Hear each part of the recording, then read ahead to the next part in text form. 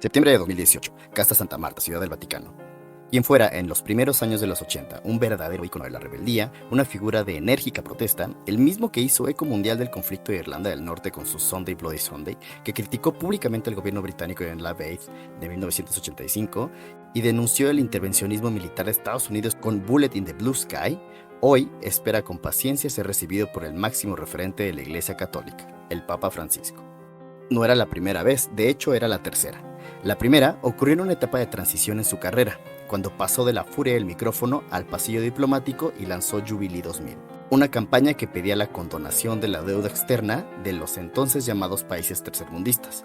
En ese camino de activismo institucional, comenzó a reunirse con jefes de Estado y conoció al Papa Juan Pablo II. Aquel encuentro sería recordado no solo por su tono cordial, sino por un gesto curioso. El Papa se probó sus gafas y, según algunas fuentes, lo llamó el mejor frontman del mundo. Ambos estaban, por cierto, nominados al Premio Nobel de la Paz ese año. Como era de esperarse, la crítica fue dividida. Algunos elogiaron su capacidad para llevar causas sociales a las más altas esferas de poder, pero en el mundo del rock, su cercanía con el Vaticano no fue vista con buenos ojos, no tanto por tratarse de una figura religiosa, sino por ser una institución señalada durante décadas por su silencio frente a escándalos y por su conservadurismo doctrinal. Con los años, aquella figura rebelde fue diluyéndose. Bono compartió escenario con George Bush, con Tony Blair en eventos de caridad. Fue acusado de evasión fiscal y señalado por respaldar modelos de ayuda que no confrontaban al sistema, sino que incluso lo legitimaban. En 2012 volvió al Vaticano, esta vez bajo el pontificado de Benedicto XVI. Agradeció el respaldo de la Iglesia, que en ese momento enfrentaba uno de sus mayores escándalos por abusos sexuales encubiertos, y expresó su deseo de colaborar en futuras iniciativas. Para las nuevas generaciones, Bono no solo dejó de ser un símbolo del rock, pasó a representar lo anticuado, lo desconectado, incluso tuvo un fallido intento de simpatizar con ese público joven, al lanzar un álbum de YouTube que se descargaba automáticamente en los dispositivos Apple. Terminó por consolidar su imagen de estrella fuera de tiempo. Pero 6 años después, esa tarde en la residencia oficial del Papa, algo cambió. El pontífice argentino, ya conocido por su estilo poco ortodoxo, lo recibió en privado. Hablaron sobre colaboración entre la organización One de Bono y algunas iniciativas del Vaticano. Pero el tono cambió al tocar un tema incómodo, aunque inevitable: los abusos sexuales dentro de la iglesia. Entonces, como si el Bono de los años 80, el rebelde, el insurrecto, hubiera tomado por un instante el lugar del Bono institucionalizado, dejó al Papa notoriamente afectado al decirle con voz firme: en Irlanda, parece que los abusadores han sido más protegidos que sus víctimas. El mensaje fue claro y deja espacio para una lectura poderosa. El rock, aunque envejezca, siempre tendrá bajo la lupa al Vaticano.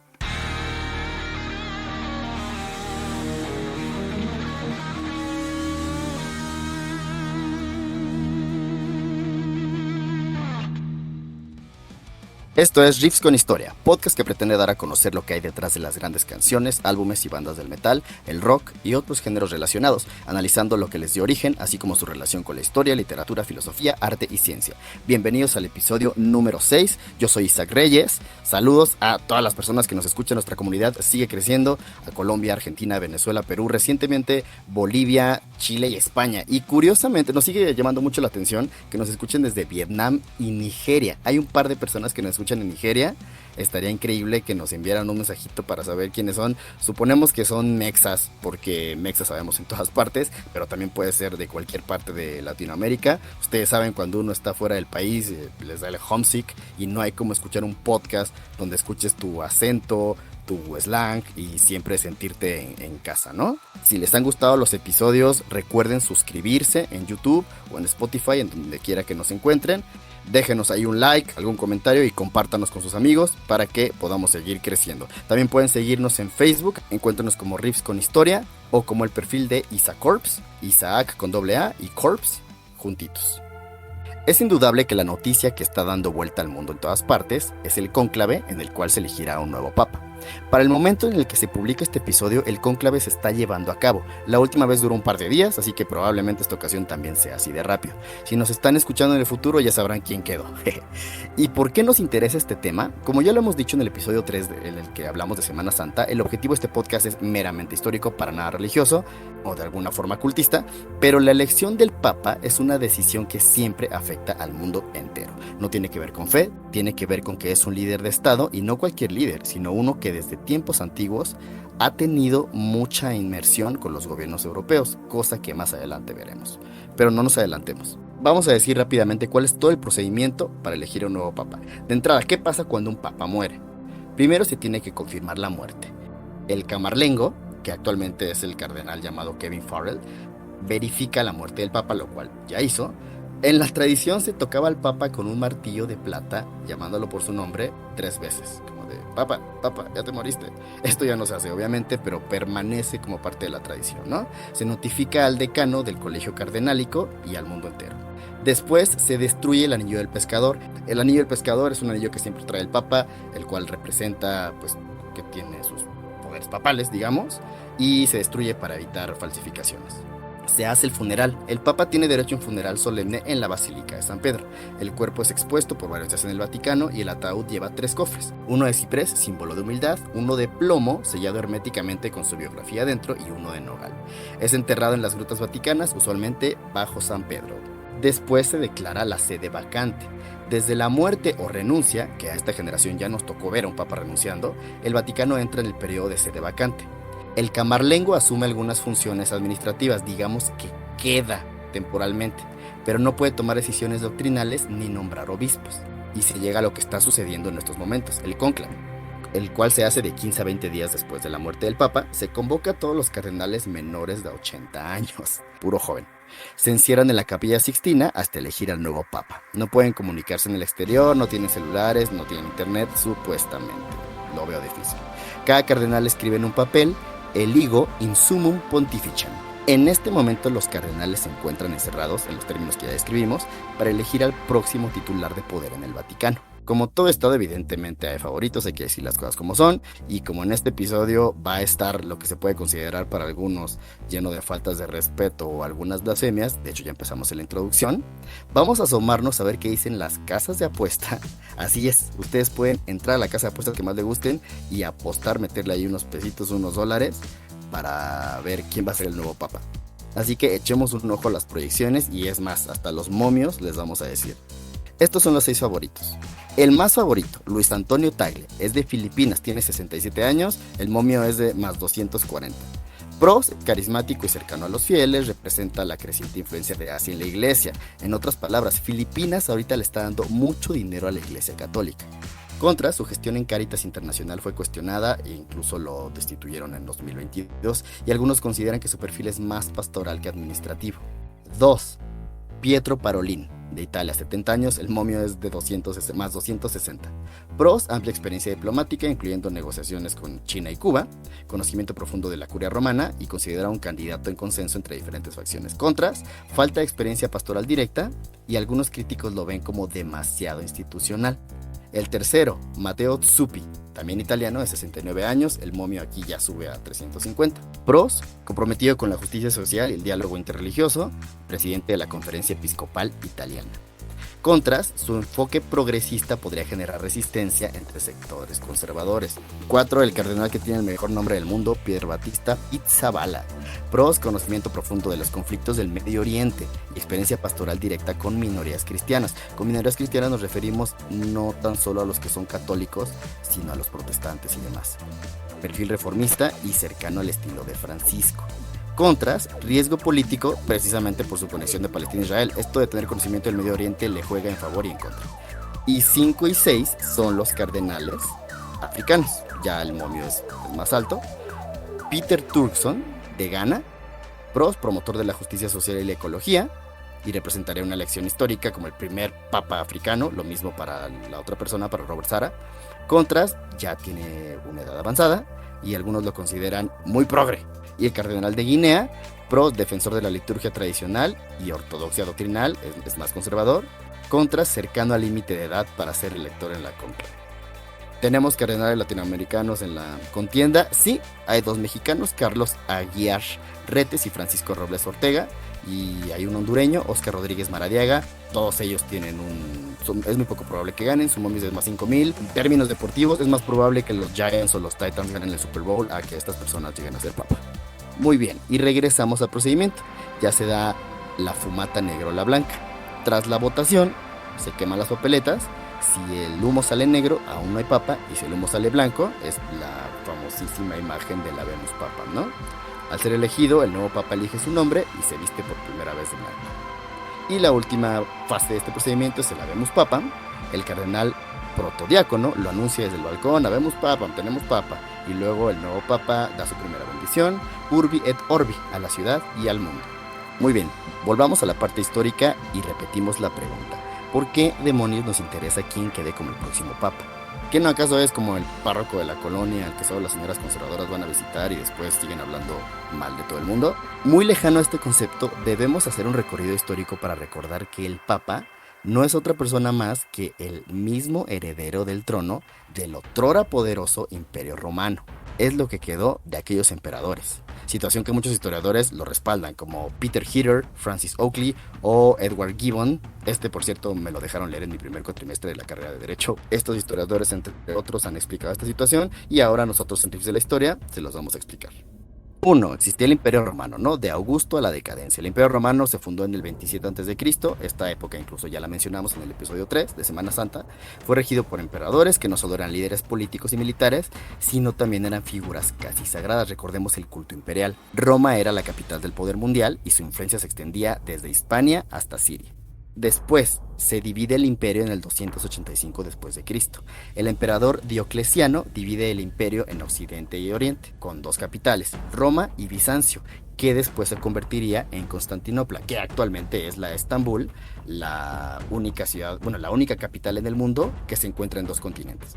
En esta división, Roma empieza a perder poder político, pero conserva su peso simbólico y espiritual. Cae el Imperio Romano de Occidente en el 476 después de Cristo. En este año, el último emperador de Occidente, Rómulo Augustulo, fue depuesto por Odacro, un jefe bárbaro germano. El trono queda vacío y aunque el Imperio Romano de Oriente, Bizancio, continúa, en Occidente el vacío de poder lo llena la Iglesia. Después, la Iglesia en Roma toma protagonismo por completo. El obispo de Roma ya era una figura importante desde el siglo I, considerado sucesor de Pedro, a quien se atribuye la fundación de la Iglesia romana. Esto es algo forzadísimo que la Iglesia católica se inventó. No hay realmente como respaldo histórico de ello, pero bueno, conforme a la religión y tal, así lo asumen ellos. Sin emperador, el Papa se convierte en la única autoridad estable en Roma y pronto de toda Italia. Comienza a ejercer funciones no solo religiosas, sino también diplomáticas, judiciales, sociales e incluso militares. A partir de aquí podemos ver al Papa como sucesor simbólico de los emperadores, de los Césares. La Iglesia adopta símbolos imperiales, vestimenta, títulos como Pontifex Maximus, estructuras jerárquicas romanas, etc. A lo largo de la Edad Media, el Papa será visto como un heredero espiritual y político de Roma. Sucede posteriormente la infame donación de Constantino. Un documento falsificado en el siglo VIII afirmaba que el emperador Constantino había donado Roma y todo Occidente al Papa, y aunque era falso, sirvió para justificar el poder temporal del papado durante siglos. Nos vamos al Sacro Imperio Romano Germánico en el 800 después de Cristo. El Papa León III corona a Carlo Magno como el emperador de los romanos, mostrando así que el Papa tenía ahora el poder de hacer emperadores. Esto consolida al papado como el centro de autoridad occidental, con un poder que mezcla a lo político, lo espiritual y lo imperial.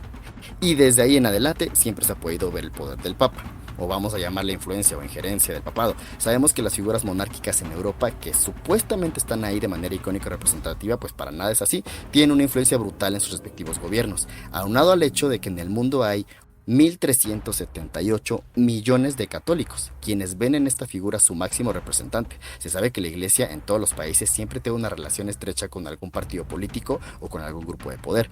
Sobra decir que la directriz que pone el clero ha influido en miles de elecciones de cargos públicos. Pero de todos modos, para que no quede una micra de duda, vamos a repasar algunos ejemplos donde la Iglesia ha metido sus narizotas a lo largo de la historia. Uno, la que ya dijimos, la coronación de Carlomagno. Las cruzadas, las infames cruzadas, guerras convocadas desde el papado.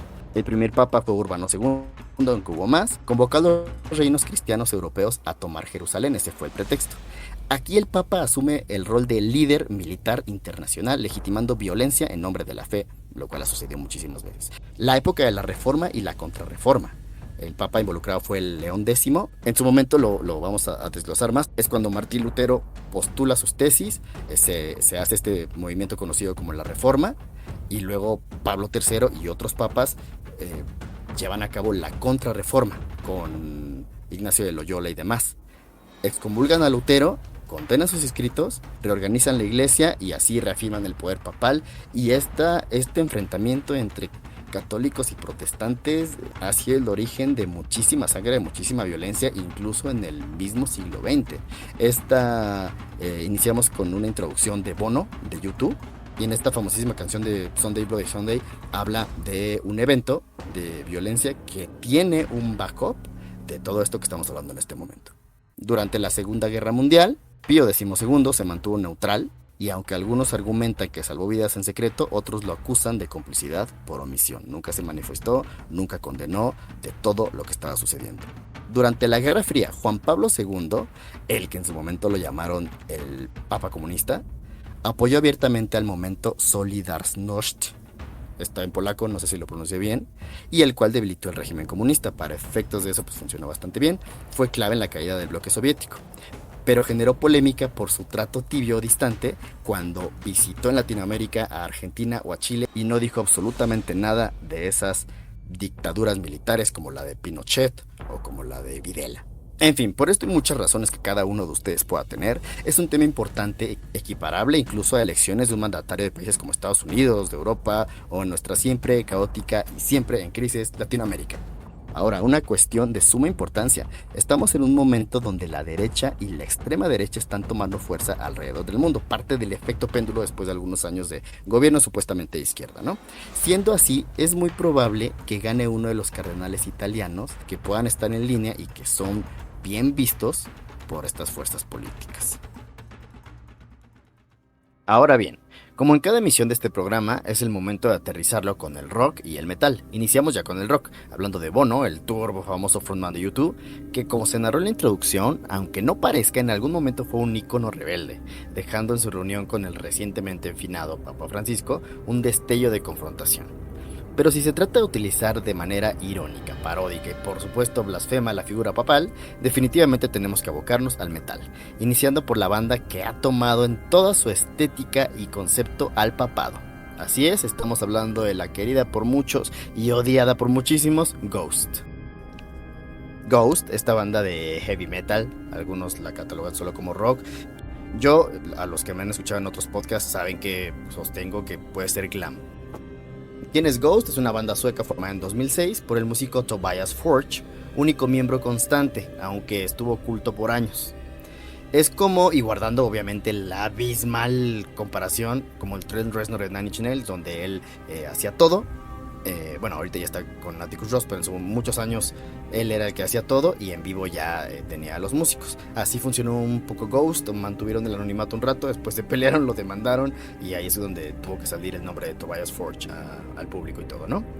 Se conoce esta banda por su estética teatral, letras satánicas y críticas a la religión organizada, especialmente la Iglesia Católica. ¿Son satánicos? Sí.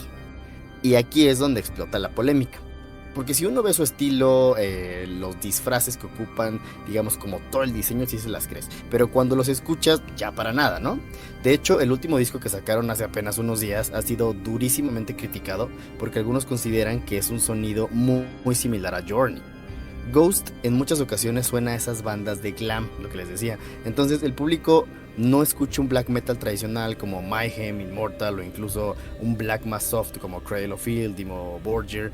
Y pues sienten que no concuerda, ¿no? Es como, suena muy bonito para ser satánico, pero si consultamos sus letras, son muy directas, y muchas de ellas exaltan a Satán, como la famosa Year Zero, que inicia con unos coros góticos ahí curiosos, que enlistan Belial, Behemoth, Beelzebub, Asmodeus, Satanás, Lucifer, sobra decir la traducción, porque son prácticamente los mismos, que son diversas entidades satánicas. Entonces, es una banda líricamente satánica, aunque suene meloso y nada maloso, y nacen como una parodia oscura a todo lo que es el Vaticano. En lugar de un papa santo, ellos presentan un papa oscuro, el Papa Emeritus, que es un líder no de una religión mundial, sino de un anticulto. ¿Cuáles son los objetivos de Ghost? Critican el autoritarismo y las contradicciones morales de la iglesia, satirizan los rituales religiosos y su teatralidad, juegan con el contraste entre lo sagrado y lo profano y generan una mitología propia. Van haciendo ellos mismos su continuidad y su evolución. Ghost, que es un performance constante de un antivaticano, también es liderado por diferentes papas, que en este caso son Tobias Forge, el vocalista. Han sido 6 papas. Papa Emeritus, del primero al quinto, el cual ha tenido diferentes características. Otro ha sido hijo del anterior. Hay alguno que me parece que renunció o le pasó algo. Juegan con esto, ¿no? Como si fuera la historia del Vaticano, pero a su manera. Y a pesar de que no es una banda muy vieja, como esas bandas que ya tienen 60, 50 años, tiene una discografía considerable. Pero para efectos de este episodio vamos a destacar el Infestizuma de 2013, donde la temática del disco es criticar abiertamente a la iglesia y su represión sexual, con canciones como la mencionada Year Zero, Monster and Slug o Body and Blood, donde tal cual se están burlando de la Eucaristía o de la llamada Santa Cena. ¿Qué más presenta Ghost en este performance constante de un Vaticano satánico con su antipapa? Rituales en vivo. En los conciertos hacen misas negras, incienso, cánticos latinos, símbolos invertidos, videoclips. Cada álbum y gira tiene una narrativa. Transiciones de papas, lo que estábamos hablando, asesinatos simbólicos, esto fue lo que le pasó a uno de los papas, y herencias papales. Y por supuesto humor y sátira, porque aunque tiene mensajes oscuros, Ghost mantiene una actitud irónica y teatral, nunca es totalmente serio. Vamos ahora con uno de los grandes consentidos de la generación millennial, Marilyn Manson. Este personaje nos daría para hablar un episodio completo, varios episodios. Es de metal industrial, este personaje que se ostentó a sí mismo a finales de los 90 como el anticristo, lo cual le valió alrededor muchos hechos que hicieron que creciera su leyenda, ¿no? Como ser nombrado por Anton LaVey como uno de los ministros de la iglesia satánica, que por cierto, en su momento haremos un episodio especial de satanismo. La iglesia laveyana no tiene que ver con sacrificios, rituales malignos, es más un tema de filosofía, mucho Nietzsche, mucho Spinoza, pero ya lo veremos en su momento. Bueno, Marilyn Manson, vocalista de la banda homónima, para quienes no sepan, la banda se llama así. En el año de 1999 fue uno de los grandes chivos expiatorios de la triste e infame masacre de Columbine, donde algunos periodistas se sacaron de las patas que los asesinos eran fans de Manson y eso los había influido. Posteriormente se supo que ni siquiera lo escuchaban. En fin, para el año 2000 Manson saca una joyita llamada Hollywood in the Shadow of the Valley of Death, en español Hollywood a la sombra del Valle de la Muerte. Es ahí un juego de palabras con el significado y es referencia a un salmo de la Biblia, que fue su forma de explotar contra el simbolismo religioso y la crítica social. Fue una reacción al conservadurismo, la censura, el cristianismo institucional y el papel de los medios tras la mencionada masacre de Columbine. Siendo así, presenta este disco con su sencillo llamado Disposable Teens, adolescentes desechables, en el que si alguien pensaba que Brian Warner, que es su nombre real, iba a relajarse un poquito después del linchamiento mediático, hace todo lo contrario. Porque a los pocos segundos de que inicia el video aparece Marilyn Manson con lo que parece ser una mitra papal y basta con echar una segunda mirada y sí, es él disfrazado de papa, un papa enojado, un papa diabólico, irónico, haciendo gestos, movimientos con las manos, ridiculizando la figura papal. Y aparecen por ahí cruces, adolescentes en lo que parece ser una marcha donde están siendo reprimidos, vaya, escupe en la cara de la iglesia y escupe en el gobierno a través de sus instrumentos de represión. Cabe señalar que en la gira del álbum solía cantar con este atuendo de papa, cuando entonaba la canción que ya mencionamos, Disposable Teens, y también la muy pegajosa Fight Song, haciendo crecer la provocación, pues es un papa cantando una canción de lucha, ¿no? En 2020 comenzaron a rotar en redes sociales muchas fotos de Marilyn Manson visitando al papa. Esas imágenes le dieron la vuelta al mundo y hubo muchísimas críticas de la gente. Parecía que Manson le estaba dando el síndrome de Bono, lo que habíamos hablado en la introducción, ¿no? No obstante, aquí lo aclaramos. En efecto, existe un video de Marilyn Manson siendo recibido por un papa. En el video el clérigo revisa unas fotos de un bebé que es el sobrino de Manson, le dice que está muy bonito y tienen una especie de small talk donde Manson le refiere al papa que se ve extraño con barba y a lo largo de esa corta plática el papa le hace ver que lo está confundiendo, que no es el papa que él piensa, que él es Juan Pablo III.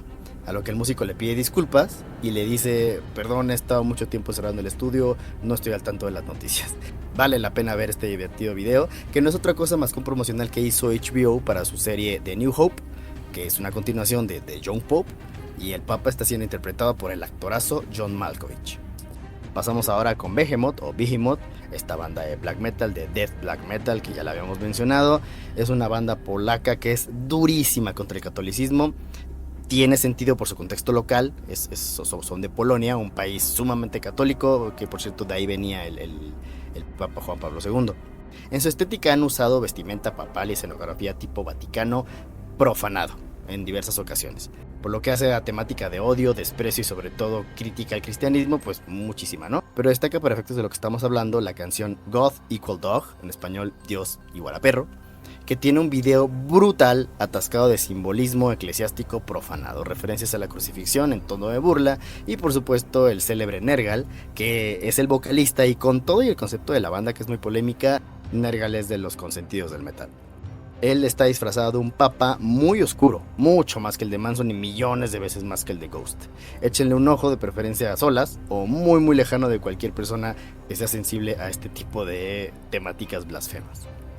Un agradecimiento para Alex Carvajal, que es experto en black metal y nos apoyó para esta última parte de la información. Y para cerrar el programa, obviamente no podíamos irnos sin hablar del siempre vigente, pero nunca cumplido, pero eternamente entretenido, supuesta profecía de Nostradamus del fin del mundo relacionado con los papas y relacionado también con la elección de un papa negro. Rápidamente, ¿quién es Nostradamus? Vivió del 1503 a 1566, su nombre real era Michel de Nostredame. Fue un médico y astrólogo francés conocido por sus crípticas profecías escritas en cuartetes. Su obra más famosa es Les Prophéties, de 1555. Contiene predicciones que muchos han interpretado como anticipaciones de eventos históricos. Están redactadas de una forma muy ambigua, algo poética, ahorita lo van a ver. Su nombre y su obra han tenido un impacto a lo largo de la historia y por supuesto al metal no lo ha sido ajeno. Una de las bandas icónicas, que son de los padres del metal, Judas Priest, que por cierto acaba de tener un magnífico concierto en Ciudad de México acompañado de otra bandota de Opeth, lanzó en 2008 un álbum llamado Nostradamus, que es un álbum conceptual completo dedicado a la vida, visiones y legado de Nostradamus. Explora desde su formación como médico, sus profecías y persecución que finalmente enfrentó. Una de las ideas más famosas atribuidas a este supuesto profeta es que habría un último papa antes del fin de los tiempos.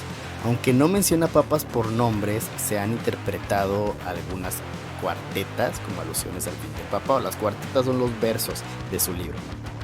Dice la cuarteta 297: Romano pontífice, guárdate de acercarte de la ciudad, que dos ríos bañan, tu sangre vendrá por la lanza y la lanza traicionada por tus guardianes. Entonces, algunos lo asocian con el peligro para un papa que se acerca a ciertas zonas en conflicto, o incluso con el asesinato de un futuro papa. También se ha interpretado como una alusión al papa traicionado desde dentro, el cual ha cobrado fuerza con los escándalos dentro del Vaticano. Como pueden ver en esta cuarteta que acabamos de leer, así como las demás cuartetas que vamos a mencionar, pues realmente son textos sumamente ambiguos, es como el truco del zodiaco, ¿no? Son palabras sumamente ambiguas que pueden quedar a un sinfín de situaciones y se pueden adaptar a cualquier persona en cualquier momento de su vida. Por lo que hace la famosa profecía del Papa Negro. Aquí vale la pena aclarar que hay una confusión porque ni siquiera es una profecía de Nostradamus, es una profecía de San Malaquías. Sin embargo, mucha gente, quizá tratando de calzarlo a la fuerza, también mencionan que Nostradamus habló de un papa oscuro o de piel morena. Nuestra textual en las cuartetas dice lo siguiente: el gran pastor vestido de negro se elevará en Roma. Entonces esto es tomado por algunos como una predicción de un papa africano o una figura religiosa que desafiará el poder desde las sombras. Cabe señalar que cuando eligieron al Papa Francisco, el Papa Francisco es jesuita. Por lo tanto, muchos lo ligaron a esta profecía porque al líder de los jesuitas, desde Ignacio de Loyola, siempre se le ha llamado el Papa Negro, por el color de su sotana. Ellos se visten de negro, no por su raza. Pero dejando de lado a estas profecías y teorías conspirativas, que si bien son entretenidas, pues realmente no tienen ningún sustento, como lo mencionábamos al inicio del programa, una preocupación que sí podemos tener es que el próximo titular del Vaticano sea alguien que esté alineado con las ideas y con los gobiernos extremistas y totalitarios. Veremos qué sucede en los siguientes días. En conclusión, los papas no solo han sido figuras religiosas, han sido símbolos de poder, política, historia, escándalo y hasta militares. De vestir túnicas sagradas a cargar con silencios incómodos, y mientras ellos predican desde los muros dorados del Vaticano, el rock y el metal han hecho lo suyo: incomodar, burlarse, cuestionar. El papado seguirá y por tanto la mirada vigilante del rock y el metal también. Y díganos, amigos, ¿qué piensan ustedes de este tema tan incómodo en muchas ocasiones? ¿Qué otras bandas se les vienen a la mente? ¿Algunas anécdotas que ustedes habían añadido? No se olviden de darnos like, suscríbanse en YouTube, suscríbanse en Spotify, estamos en Facebook como Riff en Historia también. o Isacorps por si quieren agregarnos a un perfil de persona. Nos vemos el siguiente jueves para más riffs con historias.